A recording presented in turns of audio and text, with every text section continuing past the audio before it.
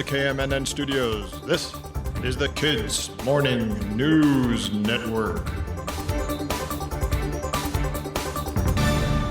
Good morning. It's March 6th, 2024. I'm Alex in the KMNN studio in New York. We've got a big show today, our first ever Kids Morning News Network interview. 15-year-old Leila from Arizona is going to tell us all about her superpower. Hey friends, I'm Leila and my superpower is type 1 diabetes. We'll have more from Leila in just a couple of minutes. She has a lot of great insights. It is National Dentist Day. Now, I know sometimes we don't look forward to going to the dentist, but hey, imagine how tough life would be if we didn't have a dentist. All right, there are a couple of new basketball records to talk about this morning. LeBron James, who plays for the Los Angeles Lakers and is already a legend, became the first player in history to score more than 40,000 points in his professional career. If you think about the fact that most baskets are worth 2 points, some are worth 1, some are worth 3, 40,000 2 points at a time, that's a lot of baskets. And in college basketball, Caitlin Clark, who plays for the Iowa Hawkeyes, set the all-time NCAA scoring record with 3,668 points. The most points by any college basketball player ever. The NCAA is the organization that sets the rules for college sports. There are different leagues or divisions. Clark plays in Division 1. That's for the biggest schools with the biggest sports programs. Before Caitlin Clark's record-setting game on Sunday, the record was held by Pete Maravich, who scored his 3,667th point in 1970, 54 years ago. He held the record a long time. One of the first people to send Caitlin Clark big congratulations for making history was LeBron James. I'm really psyched now because, like I said earlier this morning, we have the first ever Kids Morning News Network interview. KMNN's special correspondent, Sarah Adler, went to Arizona and spoke with Leila. Leila is 15 and living with type 1 diabetes. That's a condition where a person's body has a hard time making the hormone called insulin, and insulin breaks down sugar in the blood to turn it into energy. People who live with type 1 diabetes take extra insulin when they eat or when their blood sugar levels are too high. They can wear a small pump that gives them insulin automatically. As we'll hear, Leila does not let type 1 diabetes get in the way of being a kid. In fact, she says it's her superpower. Today we have Leila joining us from the great state of Arizona, and she's here to talk about what it means to live with type 1 diabetes. Welcome, Leila. Thank you for having me. So, Leila, how long have you been living with type 1 diabetes? I've been living with type 1 diabetes for like 6.5, almost 7 years. Maybe you can sort of share with the listeners out there a little bit more about sugar levels and how your body feels when they're high or low.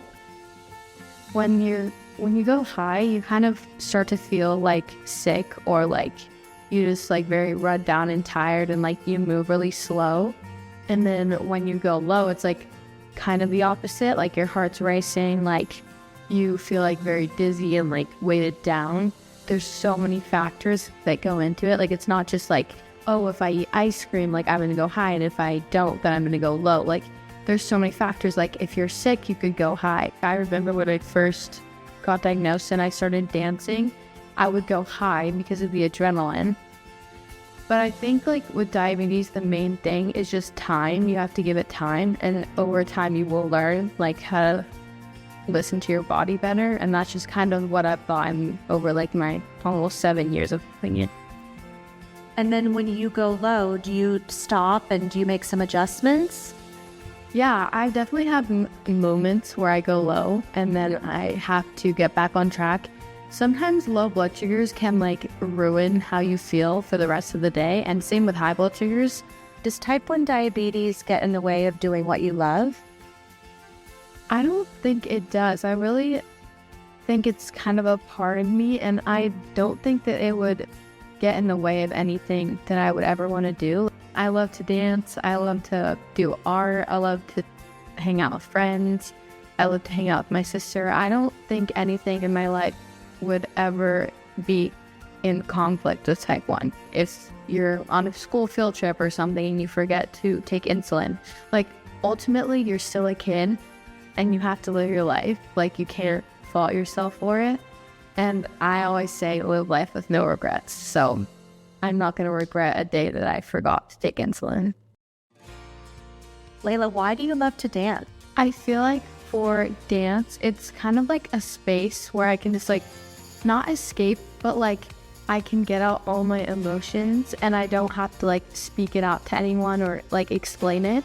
And I feel like with diabetes, there's like a lot of storytelling that goes on. Like if you watch me dance or if you watch like any dance competitions, you can tell that like a lot of the dances have a story or like some type of thing that they're trying to portray. And I feel like I dedicate some of my dances to that, and it usually comes out better because once you like connect your dance to a feeling or something that you've gone through in your life, it always comes out better because you're like telling a story. How do you listen to your body while dancing?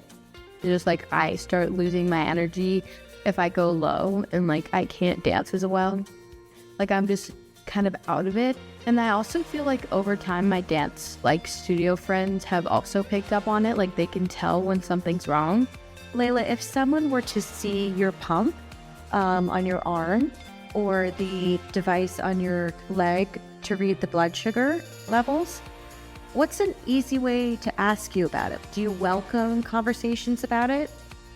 So ever since I was like really young and like when I first got diabetes, I pretty much had a pump right away. Like I did do shots for like a few months before I got a pump, but I've always had a pump like ever since the beginning because it's just way easier in my choice of lifestyle.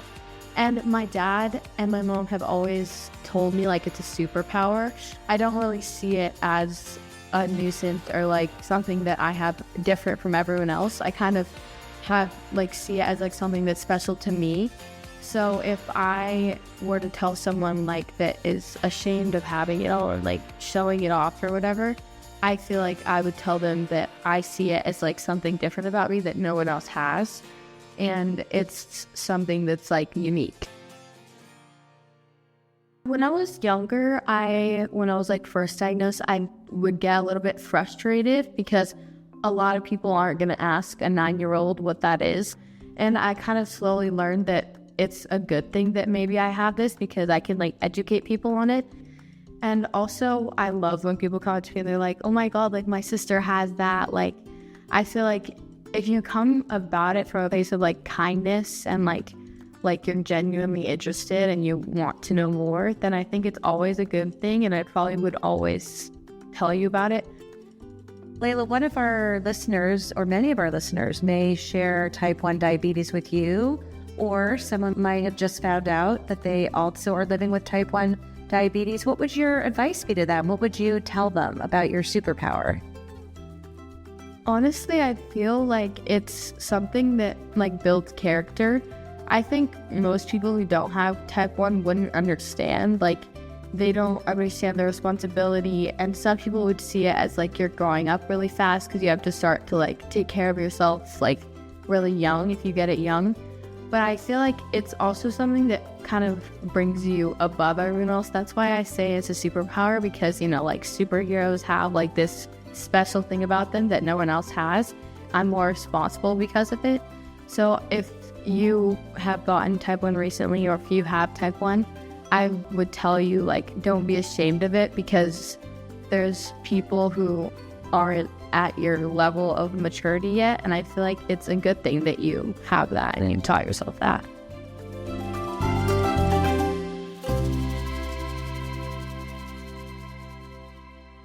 Awesome. Leila, thank you so much for sharing the story of your superpower.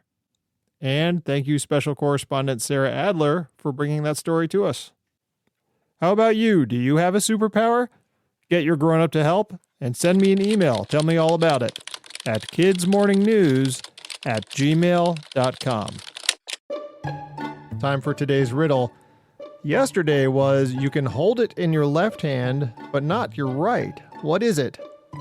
It's your right elbow. Try holding that in your right hand. All right, today's riddle. It's often found on the ground, but never gets dirty. What is it? Often found on the ground, never gets dirty. Answer on Friday. Almost springtime. That means it's time to pack your bags. If you're a migratory bird, those are birds that travel in the fall to spend the winter in one place, often close to the equator, and then travel again in the spring to spend summer someplace else, further north or south of the equator. Just like people driving on highways, birds have paths they follow on each trip. They're called flyways. Highways, flyways, I get it. They could be hundreds of miles wide, but in general, they follow routes that give the birds what they need along the way. Food, places to rest, favorable winds, and no big obstacles like mountain ranges. There are 4 major flyways here in North America: the Atlantic Flyway, the Mississippi, the Central, and the Pacific. And there are 6 more around the world used by birds in Asia, Africa, Europe, and Australia. Birds seem to migrate for food. Some places that birds are able to find a food source for the winter, migration stops. And many migrate in flocks. Migration is a lot of work, and being in a flock helps cut down on the wind resistance birds work against. How do they find their way? This is a question that no one has an easy answer for. Birds might use a combination of things. They might see landmarks or use the sun or stars. Some might be able to sense the Earth's magnetic field. Or, and I think this might be it, each of them might have a little tiny GPS tucked under their wings.